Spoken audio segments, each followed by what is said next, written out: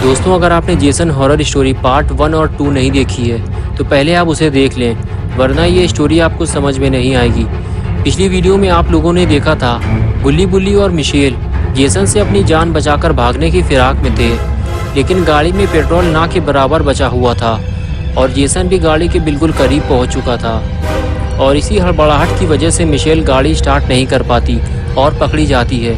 और फिर Jason Michel के साथ क्या करता है वो आप खुद ही देख लीजिए।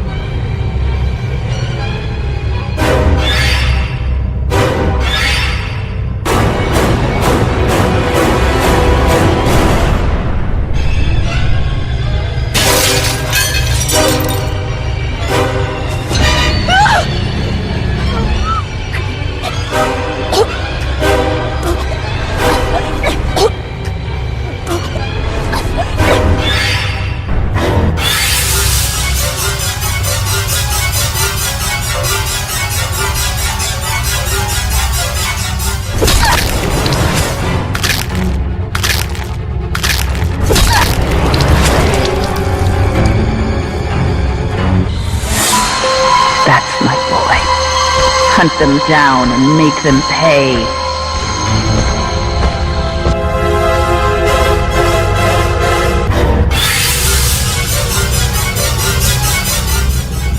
और अब आगे की स्टोरी देखते हैं। गुल्ली और बुल्ली की किस्मत अच्छी है कि ये दोनों गाड़ी से बाहर निकलकर भागने में कामयाब हो गए, वरना जेसन इन दोनों को भी मिशेल की तरह मार डालता। लेकिन जेसन इतनी आसानी से तो इन दोनों को यहाँ से नहीं जाने देगा। ये पूरा एरिया जेसन का है और जेसन यहाँ आने वाले किसी भी इंसान को जिंदा नहीं छोड़ता, तो फिर वो गुल्ली और बुल्ली को जिंदा कैसे छोड़ सकता है। जेसन 5 लोगों को पहले ही मार चुका है और अब वो गुल्ली और बुल्ली के पीछे जा रहा है। लेकिन गुल्ली और बुल्ली कब तक अपनी जान बचाकर भागते रहेंगे? इन दोनों को इस एरिया से बाहर निकलना होगा, लेकिन कैसे? क्योंकि गुल्ली बुल्ली के स्कूटर में पेट्रोल ही नहीं है और कार का पेट्रोल भी खत्म हो चुका है। लेकिन हाँ, केविन ने मरने से पहले बताया था कि गाड़ी में थोड़ा पेट्रोल है। अगर कार स्टार्ट हो गई तो गुल्ली और बुल्ली यहाँ से निकल सकते हैं। गुल्ली और बुल्ली भागते हुए एक घर के पीछे छुप जाते हैं। तभी बुल्ली के दिमाग में एक आइडिया आता है। वो गुल्ली से कहता है कि गुल्ली, क्या तुम कार स्टार्ट कर सकते हो? लेकिन मिशेल उसे स्टार्ट नहीं कर पाई थी और जेसन ने उसे मार डाला। गुल्ली कहता है, हाँ मैं कर सकता हूँ, लेकिन मुझे थोड़ा टाइम चाहिए होगा। लेकिन जेसन बहुत तेज़ी से गुल्ली और बुल्ली की तरफ ही आ रहा है। ये देखते ही बुल्ली गुल्ली से कहता है कि तुम जाकर गाड़ी स्टार्ट करो, मैं जेसन को दूसरी तरफ लेकर जाता हूँ। ये कहकर बुल्ली दूसरी तरफ चला जाता है और गुल्ली गाड़ी की तरफ जाता है। जेसन बुल्ली को भागते हुए देखता है तो वो भी उसके पीछे पीछे चला जाता है। बुल्ली भागते हुए जेसन को अपने साथ गुल्ली से दूर ले जाने की कोशिश करता है ताकि जेसन गुल्ली के करीब ना जा सके और उसे गाड़ी स्टार्ट करने का मौका मिल जाए। और इधर गुल्ली गाड़ी को स्टार्ट करने की कोशिश कर रहा है, लेकिन वो डरा हुआ भी है। गाड़ी स्टार्ट करते हुए कभी वो अंदर की तरफ देखता है तो कभी बाहर की तरफ। और इधर बुल्ली दौड़ते दौड़ते थक चुका है। अगर गाड़ी थोड़ी देर में स्टार्ट नहीं हुई तो बुल्ली आखिर कब तक दौड़ता रहेगा? गुल्ली की मेहनत रंग लाई और गुल्ली ने अपने हाथ पैर हिला हिलाकर गाड़ी के अंजर पंजर ढीले कर दिए और गाड़ी स्टार्ट हो गई। और फिर गुल्ली गाड़ी से बाहर निकलकर बुल्ली को ढूंढने की कोशिश करता है। तभी सामने बुल्ली दौड़ता हुआ नजर आता है। गुल्ली हाथ हिलाकर उसे बुलाने की कोशिश करता है और फिर बुल्ली भागता हुआ गाड़ी में जाकर बैठ जाता है। गुल्ली और बुल्ली को जल्दी यहाँ से निकलना होगा, वरना कोई और मुसीबत यहाँ आ जाएगी। लगता है आ गई।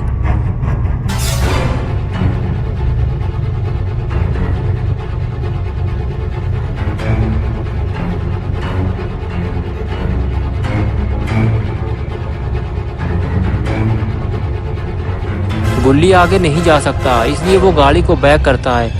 उसे जो भी रास्ता नजर आए उसे निकल लेना चाहिए ताकि वो जेसन से दूर जा सके। और गुल्ली ऐसा ही करता है और गाड़ी लेकर निकल जाता है और जेसन उसे देखता रह जाता है। लेकिन ऐसा हो ही नहीं सकता कि जेसन उनके पीछे ना जाए। गुल्ली और बुल्ली थोड़ी ही दूर जा पाए थे कि गाड़ी का बचा हुआ तेल भी खत्म हो गया और कुछ दूर जाकर गाड़ी बंद हो गई।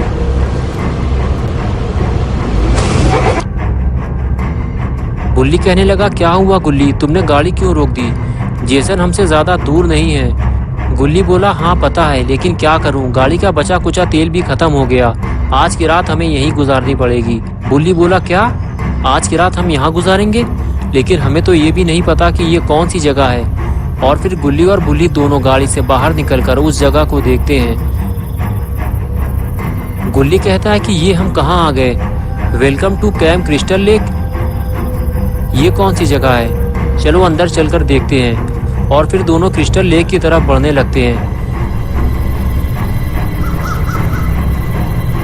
गुल्ली कहता है कि मुझे लगता है कि आसपास जरूर कोई झील होगी जिसका नाम होगा क्रिस्टल झील। बुल्ली बोला, हाँ मुझे भी ऐसा ही लगता है। और इस तरह दोनों बातें करते हुए आगे बढ़ते रहते हैं। और तभी अचानक उनकी नज़र सामने खड़ी हुई कार पर पड़ती है जो उनके ठीक सामने खड़ी हुई है और उस पर कोई लेटा भी हुआ है। ये देखकर गुल्ली और बुल्ली को सुकून मिला कि वो दोनों अकेले नहीं हैं, एक और इंसान उनके साथ है। और फिर दोनों उस इंसान की तरफ बढ़ते हैं, इस उम्मीद के साथ कि वो इन दोनों की मदद ज़रूर करेगा क्योंकि उसके पास कार भी है। गुल्ली पास जाकर उसे उठाता है और जैसे ही वो उठता है गुल्ली उससे कहता है कि क्या तुम हमारी मदद कर सकते हो? हमें तुम्हारी मदद की ज़रूरत है। हमारी कार का पेट्रोल ख़त्म हो गया है और वो खूनी जेसन हम दोनों को मारना चाहता है। बुल्ली बोला, तुम हमें घर तक छोड़ दो वरना हमारे साथ साथ वो तुम्हें भी मार डालेगा। जल्दी करो, वो किसी भी वक्त यहाँ आ सकता है। वो आदमी कहने लगा कि तुम लोग क्या कह रहे हो? मुझे कुछ भी समझ में नहीं आ रहा। ये कार मेरी नहीं है, ये कार टोनी की है। वो रहा टोनी, वो जो काला पीला आदमी है ना, वही है टोनी। ये कहकर वो फिर से सो गया।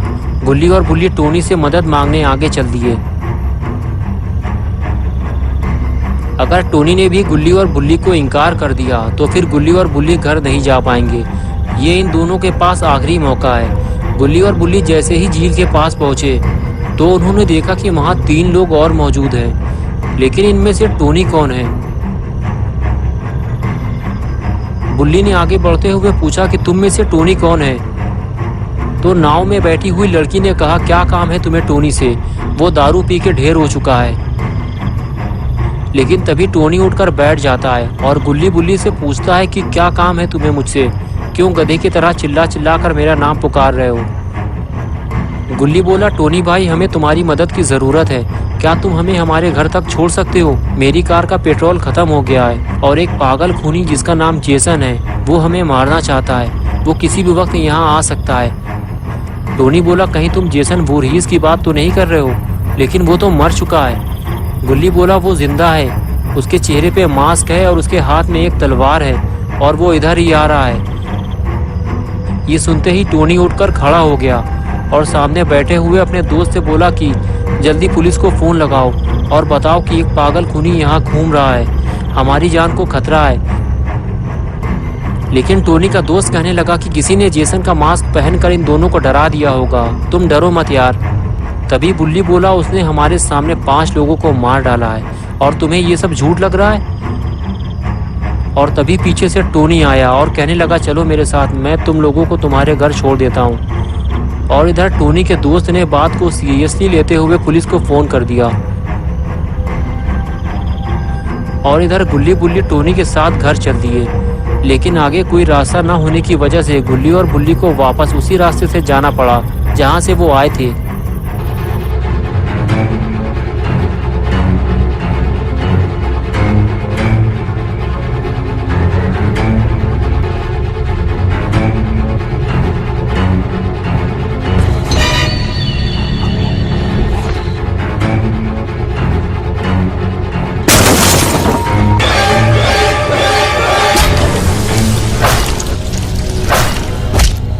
Make mommy proud, Jason. Don't let them escape. Jason ने टोनी को मार डाला। ये देखकर गुल्ली और बुल्ली गाड़ी से निकलकर बाहर भागे। जेसन इतनी जल्दी यहाँ पहुँच जाएगा ये तो गुल्ली और बुल्ली ने सोचा ही नहीं था।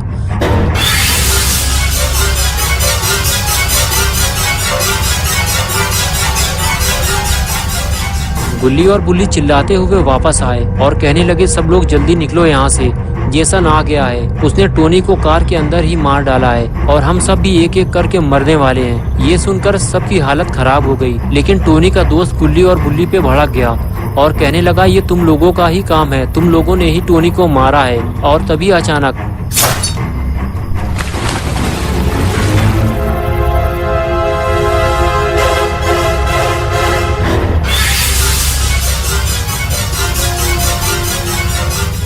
वो लड़की कहती है उसे गोली मार दो।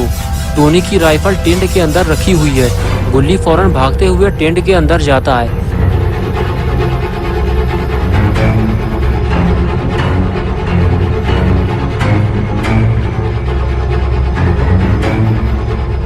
लेकिन बुल्ली एक बेवकूफ़ी कर देता है। वो दौड़कर जेसन को एक जोरदार किक मारता है, लेकिन जेसन पर उस किक का कोई असर नहीं होता।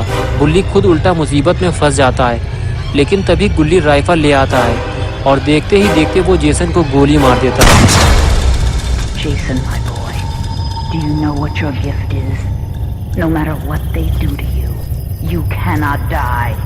You can never die. लेकिन जेसन मरता नहीं है। वो थोड़ी देर के लिए फ्रीज हो जाता है और तभी बुल्ली दौड़ता हुआ जाता है और जेसन का मास्क उतारने की कोशिश करता है और कुछ ही देर में वो जेसन का मास्क उतार लेता है।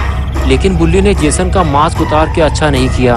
तो क्या होगा अब गुल्ली बुल्ली के साथ, और आखिर क्यों मारता है जेसन बेकसूर लोगों को, ये हम देखेंगे पार्ट 4 में। तो दोस्तों, अगर आपको ये स्टोरी अच्छी लगी है और आप पार्ट 4 देखना चाहते हैं तो इस वीडियो को लाइक करें, चैनल को सब्सक्राइब करना और बेल आइकन दबाना ना भूलें।